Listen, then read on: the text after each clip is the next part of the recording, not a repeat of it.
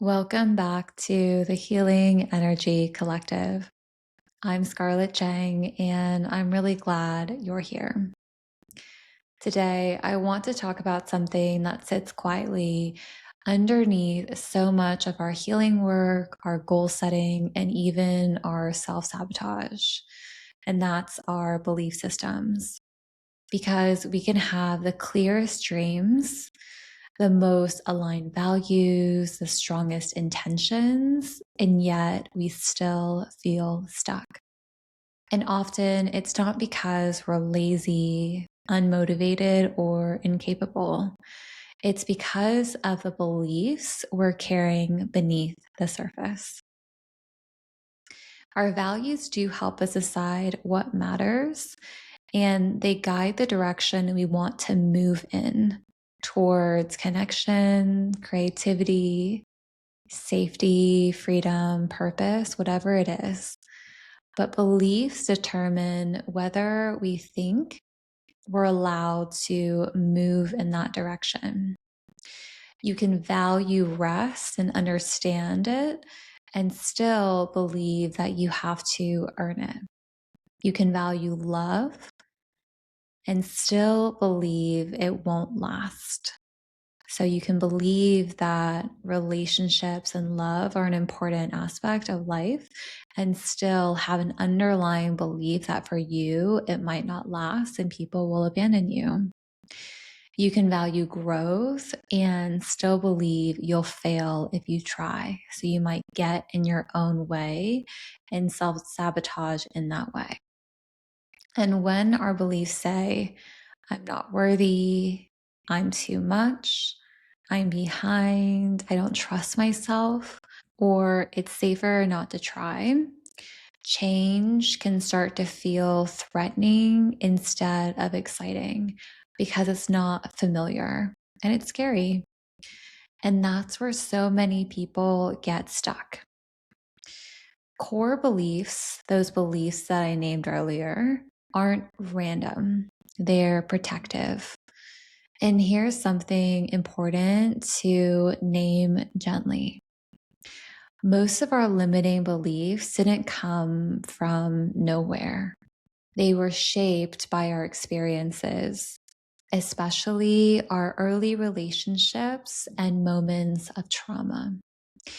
If you learn love was inconsistent, your nervous system learned vigilance or hypervigilance, where you're always looking around, you think you might be abandoned, and life and relationships don't feel safe. If you learned achievement brought approval, your worth became conditional on what you did, what your accolades are, how much you push yourself.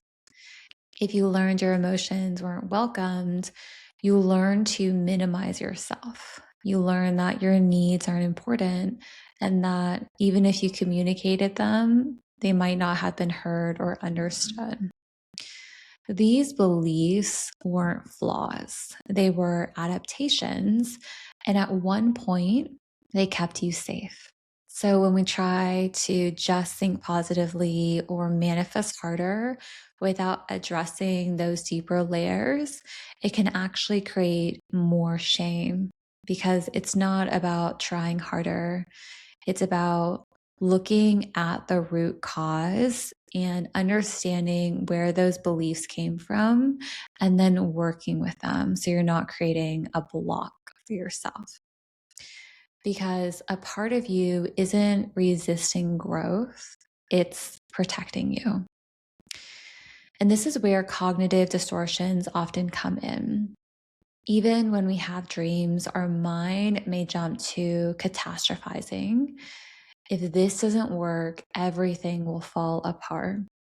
Or focusing on the worst case scenario and typically more in that negative lens. It could also look and sound like all or nothing thinking. If I can't do it perfectly, I won't do it at all. So you're either pushing yourself too hard or you're giving up because you're scared to try.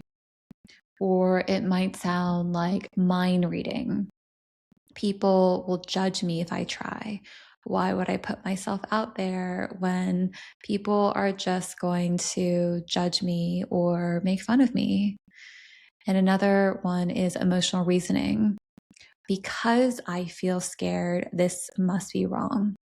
So we honor emotions, what comes up for us, but we also don't magnify them and use them as facts. So it's true that we might feel scared. We want to acknowledge and honor that, but it doesn't mean that what you're doing is wrong. It could just mean that it's unfamiliar and a little bit scary. So these thoughts don't always feel traumatic. They feel logical. That's why they can keep us stuck. When they're left unexamined, they quietly keep us from moving forward. Not because we lack discipline, not because we're not trying hard enough, but because our system doesn't yet feel safe enough to fully expand into our truest desires. And you've probably heard the phrase, your beliefs create your reality. And while there's truth there, I want to add something important. Our beliefs shape our reality, and our trauma shapes our beliefs. So I'm going to say that again. Our trauma shapes our beliefs, and our beliefs shape how we experience reality. So they're interconnected. So if your belief system was built in survival, your reality will often feel constricted, even when opportunities are present.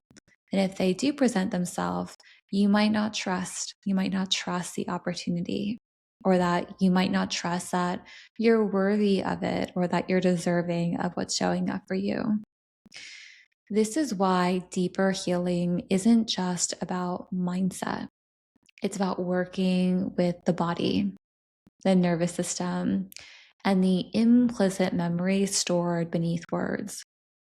So if you're listening to this and you're reflecting, I had an okay childhood, I'm not sure where these core beliefs came from. So even if it wasn't said explicitly to you, it could have been said through expectations and standards and judgments as a way to shape you.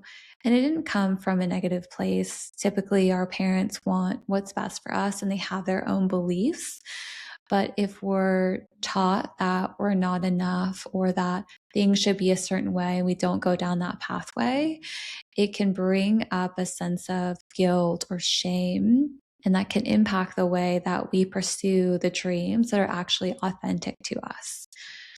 Because insight alone doesn't always change what the body expects. So we work with beliefs through the body. This is where somatic work, mindfulness, and therapy come together. When we slow down and notice where doubt lives in the body, how fear shows up as contraction or tightness, when we notice what happens when we imagine being seen, understood, choosing differently, or the feeling of taking up space, we begin to build capacity and a sense of resilience, not just confidence. So we have that capacity to hold whatever comes our way and know that if we make mistakes, we can grow through it. And over time, these new beliefs aren't forced. They're not just in our head, they're felt through safety first, then choice, then change. This is the foundation of the work I offer, whether in therapy, sound healing, breath work, or movement-based practices inside my membership and healing spaces. Because beliefs don't shift through pressure. They don't shift through force. Beliefs shift through safety, consistency, repetition, and compassion. As we close, I'll offer a few questions you can sit with. No fixing required. The first question is, what belief about myself feels most familiar right now? And you can write these down for later, or you can take a few moments to reflect.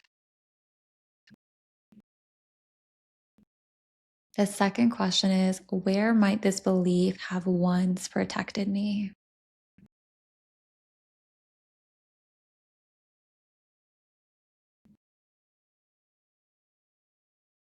And if protected doesn't resonate with you, you can also think about what we talked earlier, where if we wanted our parents' approval because we wanted their love, how might we have adapted or changed to earn that approval and that love? And then once we do those things to earn that approval and love, it will reinforce that core belief. And then what would it feel like to loosen it just a little? This idea, whatever core belief came up for you, what would it be like to set it aside just for a little bit? You don't have to replace your beliefs overnight. Sometimes healing is simply noticing this thought is here and I don't have to let it drive. You're allowed to dream and you're allowed to heal what gets in the way. And I'm so glad you're here. Remember that you are enough exactly as you are. And I'll see you next time.